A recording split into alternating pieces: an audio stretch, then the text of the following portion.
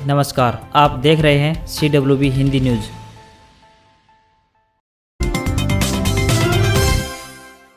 रोहतक पहुंचे चडूनी, मकड़ोली टोल पर किसान संगठनों ने की मीटिंग। MP अरविंद शर्मा के खिलाफ SP को शिकायत देने का प्रस्ताव पास। हरियाणा के मकड़ोली टोल प्लाजा पर रविवार को किसान नेता गुरनाम सिंह चडूनी पहुंचे। चडूनी ने किसान संगठनों के साथ मीटिंग की। मीटिंग के दौरान रोहतक से भाजपा सांसद अरविंद शर्मा के आंख निकालने और हाथ काटने के बयान की निंदा की। बयान पर सरकार को निशाना बनाते हुए कहा कि जब हरियाणा के CM भी लठ उठाने का बयान देते हैं तो इस सरकार के नुमाइंदे भी इसी तरह की भावना रखेंगे। मीटिंग में यह प्रस्ताव पास किया गया कि डॉक्टर अरविंद शर्मा के खिलाफ SP को शिकायत दी जाएगी।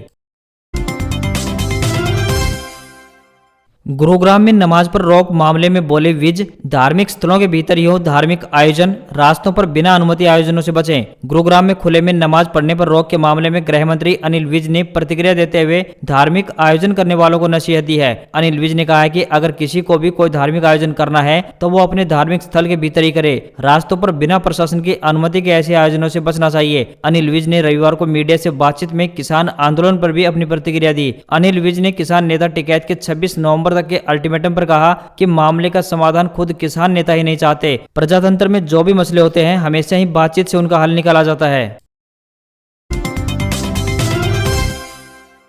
रोहतक सांसद के बिगड़े बोल, बीच चौराहे अरविंद शर्मा बोले ग्रोवर की ओर आंख उठी तो आंख निकाल लेंगे, हाथ उठा तो हाथ काट लेंगे। हरियाणा के रोहतक लोकसभा क्षेत्र से सांसद अरविंद शर्मा ने किलोई मंदिर प्रकरण के एक दिन बाद कांग्रेस पर निशाना साधा। शर्मा ने रोहतक शहर के सबसे व्यस्त रहने वाले छोटूराम चौक पर खड़े होकर कांग्रेस और खास तौर से दीपेंद्र हुड्डा को चेतावनी दी। उन्होंने कहा कि कांग्रेस और दीपेंद्र हुड्डा कान खोलकर सुन ले, मनीष ग्रोवर की तरफ कोई आंख उठाएगा तो उसकी आंख निकाल लेंगे, कोई हाथ उठाएगा तो उसका हाथ काट लेंगे, उसको छोड़ेंगे नहीं। कांग्रेस सत्ता के लिए छटपटा रही है, मगर यह बात भी लिख लो कि भाजपा 25 साल राज नहीं छोड़ेगी। रोहतक सांसद ने कहा कि कांग्रेस चक्कर काटती रहेगी। ऐलनाबाद में इनकी जमानत जब्त हो गई। रोहतक और झज्जर के लोगों के अलावा इनको कोई पूछने वाला नहीं है।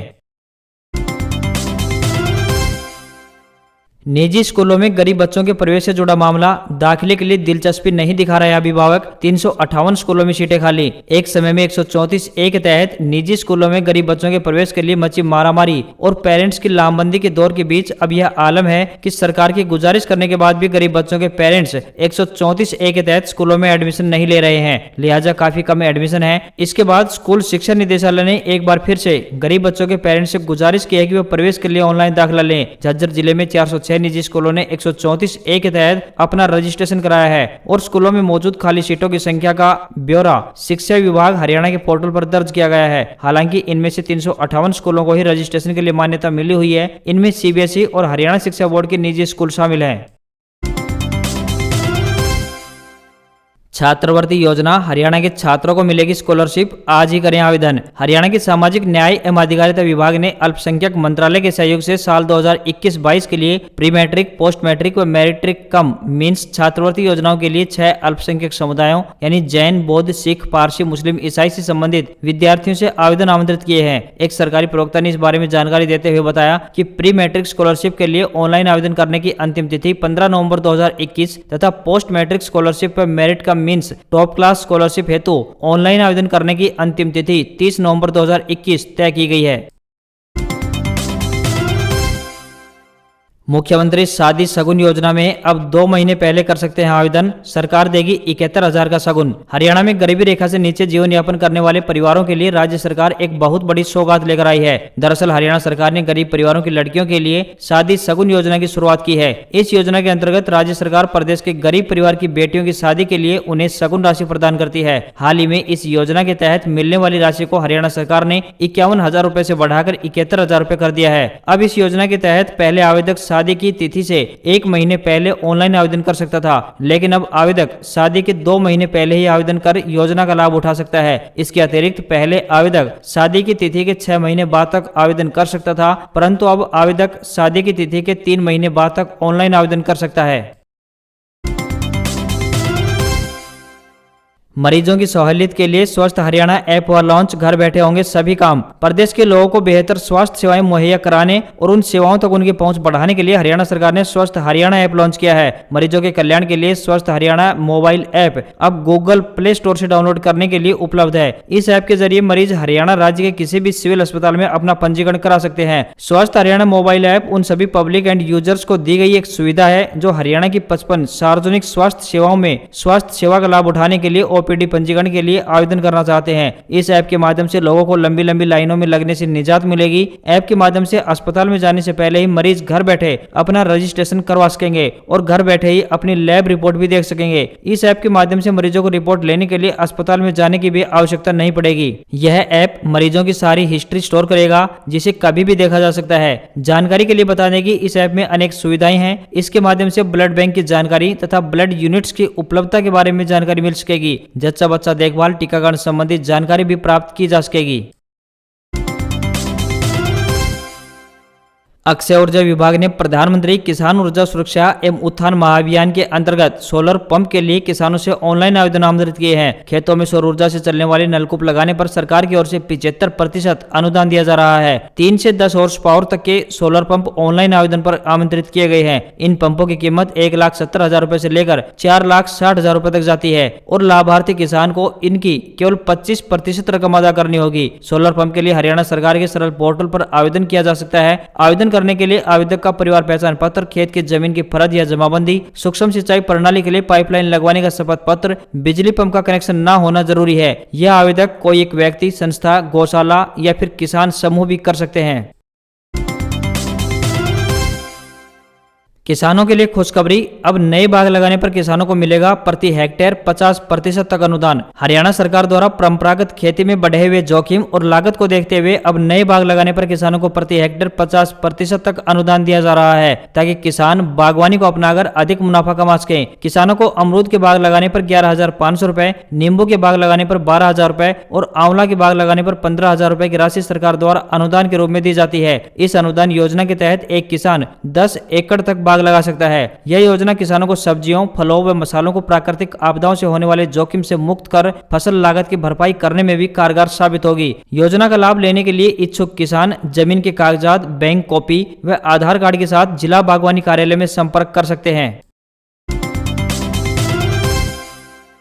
कांग्रेसी विधायक कुलदीप वत्स बोले, भाजपा सांसद अरविंद शर्मा की भाषा सड़क छाप गुंडा की तरह। रोहतक में गत दिवस भाजपा सांसद डॉक्टर अरविंद शर्मा द्वारा मनीष ग्रोवर के समर्थन में दिए गए विवादित बयान ने तूल पकड़ लिया है। कांग्रेस के निशाने पर सांसद अरविंद शर्मा हैं और कांग्रेस के छोटे से लेकर बड़े नेता तक डॉक्टर शर्मा को टारगेट कर उन पर समाज का भाईचारा खराब कराने की मंशा रखने का भी आरोप लगा रहे हैं। इसी कड़ी में बादली के विधायक डॉक्टर कुलदीप वत्स ने जिला मुख्यालय पर बुलाई गई प्रेस वार्ता में भाजपा सांसद पर आरोपों की झड़ी लगाते हुए कहा कि सच्चाई तो यह है कि जिस भाषा का प्रयोग डॉक्टर अरविंद शर्मा कर रहे हैं वह भाषा किसी सांसद की नहीं बल्कि एक सड़क छाप गुंडे की तरह हो सकती है। डॉक्टर वत्स ने यह भी कहा कि जिस तरह की भाषा का प्रयोग डॉक्टर अरविंद शर्मा कर रहे हैं ठीक ऐसी ही भाषा भाजपा के ही तत्कालीन सांसद राजकुमार सैनी ने बोली थी, जिसकी वजह से हरियाणा में भाईचारा खराब हुआ था, लेकिन अब यही भाषा डॉक्टर शर्मा ने अपनाई है। उन्होंने यह भी कहा कि सच्चाई तो यह है कि भाजपा इन दिनों राज्यसभा सांसद दीपेंद्र हुड्डा की प्रदेश और अन्य प्रदेशों में बढ़ती लोकप्रियता से घबराई हुई है। रही सही कसर भाजपा की उपचुनाव में मिली हार से पूरी हो गई है। यही वजह है कि भाजपा नेताओं का मानसिक संतुलन इस समय बिगड़ा हुआ है। लेकिन भाजपा नेताओं को ये नहीं भूलना चाहिए कि जनता के बीच जो रहेगा वही जनता के दिलों पर राज करेगा। यही करिश्मा इन दिनों जनता के बीच रहकर दीपेंद्र हुड्डा कर रहे हैं। उन्होंने भाजपा हाईकमान से मांग की कि वह डॉक्टर अरविंद शर्मा पर कार्रवाई करें। कांग्रेस सांसद दीपेंद्र हुड्डा ने रविवार को आरोप लगाया कि हरियाणा की भाजपा जसपा सरकार ने विकास के हर पैमाने पर राज्य को पीछे धकेलने का काम किया है। उन्होंने कहा, भाजपा जसपा नेताओं को आत्ममंथन करना चाहिए कि आखिर क्यों उनका विरोध हो रहा है। हुड्डा रविवार को आगामी 18 नवंबर को पूर्व मुख्यमंत्री भूपेंद्र सिंह हुड्डा के नेतृत्व में जींद में होने वाले कार्यक्रम विपक्ष आपके समक्ष के दूसरे पड़ाव को लेकर कार्यकर्ताओं की बैठक को संबोधित कर रहे थे। उन्होंने कहा कि लगता है कि सरकार को पता चल गया है कि हरियाणा की जनता का उस पर विश्वास उठ गया है, इसलिए वह जनता का काम करने की बजाय हाथ पर हाथ धरे बैठी है। हुड्डा ने कहा, करीब 1 साल से किसान अपनी मांगों को लेकर शांति के साथ सड़कों पर बैठे हैं, लेकिन किसानों की कोई सुनवाई नहीं हो रही है। इसलिए जनता की आवाज उठाने के लिए कांग्रेस विधायक दल की तरफ से विपक्ष आपके समक्ष कार्यक्रम शुरू किया गया है। चढ़ूनी का बड़ा बयान, संयुक्त किसान मोर्चा कहेगा तो 26 नवंबर को करेंगे संसद कूच। रोहतक में भारतीय किसान यूनियन के प्रदेश अध्यक्ष गुरनाम सिंह चढ़ूनी का बड़ा बयान सामने आया है, जिसमें उन्होंने कहा है कि संयुक्त किसान मोर्चा कहेगा तो वह संसद कूच करने के लिए तैयार है। गुरनाम सिंह चढ़ूनी ने कहा कि हरियाणा ने अपनी तरफ से प्रस्ताव पास कर दिया है कि वह संसद कूच के लिए पूरी तरह से तैयार है, लेकिन इससे पहले 9 नवंबर को संयुक्त किसान मोर्चा के बीच बात रखी जाएगी। यही नहीं, भाजपा सांसद द्वारा दिए गए बयान को लेकर भी किसान नाराज दिखे। उन्होंने सांसद डॉक्टर अरविंद शर्मा के खिलाफ मामला दर्ज कराने की मांग की। भारतीय किसान यूनियन के प्रदेश अध्यक्ष गुरनाम सिंह चढ़ूनी रोहतक के मकड़ोली टोल पर किसान पंचायत में पहुंचे थे। ओम प्रकाश चौटाला ने बीजेपी पर साधा निशाना, कहा यूपी चुनाव में भी होगा एलनाबाद जैसा हाल। एलनाबाद चुनाव में जो हाल भाजपा व कांग्रेस के प्रत्याशियों का हुआ है, ऐसा ही हाल उत्तर प्रदेश के विधानसभा चुनाव में होगा। भाजपा प्रत्याशी के विरोध में इनेलो प्रचार करेगी। देश को बचाने के लिए तीसरा मोर्चा जरूरी है, तभी देश के बिगड़े हालात ठीक होंगे। उक्त शब्द पूर्व सीएम ओम प्रकाश चौटाला ने प्रेस वार्ता के दौरान कहे। आरोप लगाया कि जब से भाजपा की सरकार बनी है तब से प्रधानमंत्री ने एक बार भी प्रेस वार्ता नहीं की, केवल मन की बात सुनाते हैं। किसान आंदोलन पर उन्होंने कहा कि आंदोलन अभी लंबा चलेगा, लेकिन किसान आंदोलन का भविष्य बहुत ही अच्छा है। सच्चे मन व निष्ठा के साथ किया गया संघर्ष कभी बेकार नहीं जाता।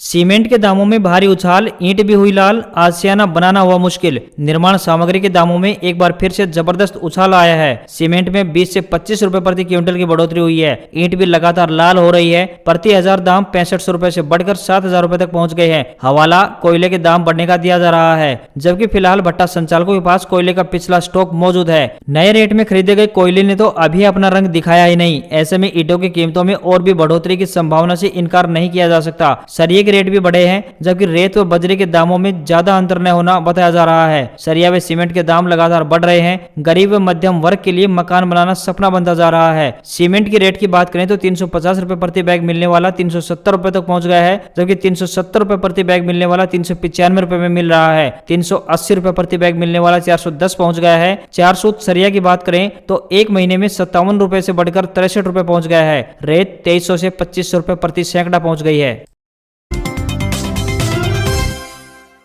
भारत में कोरोना वायरस के मामलों में बड़ी गिरावट देखने को मिली है। ऐसी आशंका जताई गई थी कि त्योहारी सीजन में कोरोना केस में उछाल आएगा, मगर जो आंकड़े आए हैं वह बेहद सुकून देने वाले हैं। देश में कोरोना वायरस के दैनिक संक्रमण में लगातार कमी देखने को मिल रही है। बीते 24 घंटे के दौरान कोरोना वायरस के 10,853 नए मामले सामने आए हैं। हालांकि इससे एक दिन ठीक पहले देश में कोरोना के 10,929 लोग संक्रमित हुए थे। साथ ही बीते 24 घंटे के दौरान कोरोना के चलते 526 लोगों की मौत हो गई है, जबकि एक दिन पहले यह संख्या 392 थी। पिछले 24 घंटे के दौरान देश में 12,432 लोग ठीक हुए हैं। कोरोना से ठीक होने वालों की दर में भी तेजी से वृद्धि हुई है। देश में रिकवरी रेट की बात करें तो 98.24% पहुंच गई है। साथ ही राष्ट्रव्यापी टीकाकरण अभियान भी आगे बढ़ रहा है। देश में अब तक 108.21 करोड़ वैक्सीन की डोज लगाई जा चुकी है। पिछले 24 घंटे में 28,40,174 वैक्सीन लगाई गई है।